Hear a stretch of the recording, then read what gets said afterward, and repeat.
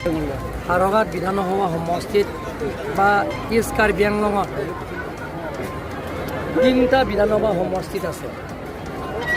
বোকাজান বিধানসভা সমষ্টিত আৰু ডিফু বিধানসভা সমষ্টিত আৰু হাৰঘাট 3টা সমষ্টিত মই সমান্তৰাল হিচাপে প্ৰত্যেক MC সমষ্টিত মই নিৰ্বাচন প্ৰচাৰ কৰিবৰ কাৰণে গৈছোঁ। আজি নমাটি সমষ্টিত আৰু আজিলৈ আকৌ বালিজুৰি শশীকেন্দ্ৰা কনষ্টিটুৱেঞ্চি ইষ্ট কাৰ্বি আংলং সম্পূৰ্ণ হ'ব।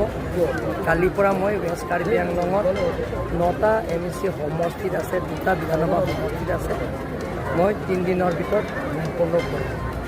ৰাইজৰ যিটো আশীৰ্বাদ, ৰাইজে যিটো ওলাই আহিছে, এবাৰ ভাৰতীয় জনতা পাৰ্টীৰ প্ৰাৰ্থীৰ কেণ্ডিডেটত 100% মানুহে ভোট দিব। আজি এটা বছৰৰ ভিতৰতে এইটো সিদ্ধান্ত কৰা হ'ব।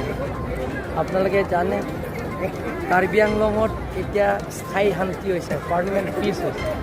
কাৰ্বি আংলঙত সকলো জাতি জনগোষ্ঠীৰ লগত লৈ নতুন কাৰ্বি আংলঙৰ নিৰ্মাণ কৰা সপোন সকলোৱে আমাক আশীৰ্বাদ দিছে, সহায়তা কৰিছে।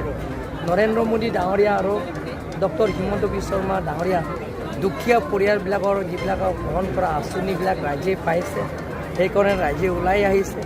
ৰাইজে শান্তি বিচাৰে, ৰাইজে উন্নয়ন বিচাৰে, ৰাইজে দুখীয়া পৰিয়ালবিলাকৰ যিবিলাক আঁচনিবিলাকক পোৱা পূৰণ বিচাৰে। গতিকে সকলোৱে আমাক আশীৰ্বাদ দিছে।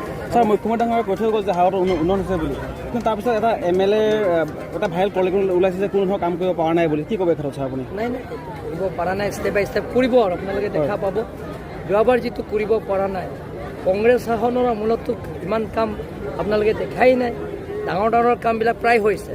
গতিকে আপোনালোকে দেখা পাব 2টা বছৰৰ ভিতৰত হাৰঘাট টাউনৰ পৰা আৰম্ভ কৰি গাঁৱৰ চুকে কোণে ৰাস্তাবিলাক আপোনালোকে হৈ যাব। মেজৰ ৰাস্তাবিলাক এতিয়া হৈ আছে। 4 লাইন কাৰ শাসনৰ চৰকাৰৰ আনিছে, বোকাটো ডিমাপুৰলৈ। আমাৰ BJP চৰকাৰৰ দিনত এইটো লৈ আছে। ইয়াত অসম মালা জৰিয়তে আমাৰ হাৰঘাট তিনিআলিটো একদম ৱেষ্ট কাৰ্বি আংলং হামৰেনলৈকে সেইবিলাকৰ ৰাস্তা কোনে আছে। দকমুকাটো আমাৰ ৰংমংৱেলৈকে কোঠৰীলৈকে সেই ৰাস্তাটো বনাই আছে। গতিকে 2টা বছৰৰ ভিতৰত গাঁৱত যিবিলাক সৰু ৰাস্তাবিলাকৰ গোটেইখিনি কাম সম্পূৰ্ণ হ'ব। ছাৰ, হাৰত কলেজখন কিবা আপডেট কৰাৰ চিন্তা কৰিছে নেকি ছাৰ? হাৰঘাট কলেজৰ কাৰণে ছায়েন্স ষ্ট্ৰীম আৰু কমাৰ্চ ষ্ট্ৰীম, বৰ্তমান আৰ্টছ ষ্ট্ৰীম আছে। গতিকে কমাৰ্চ ষ্ট্ৰীম আৰু ছায়েন্স ষ্ট্ৰীমৰ কাৰণে চিফ মিনিষ্টাৰে এতিয়া ঘোষণা চৰকাৰীখন হ'বনে?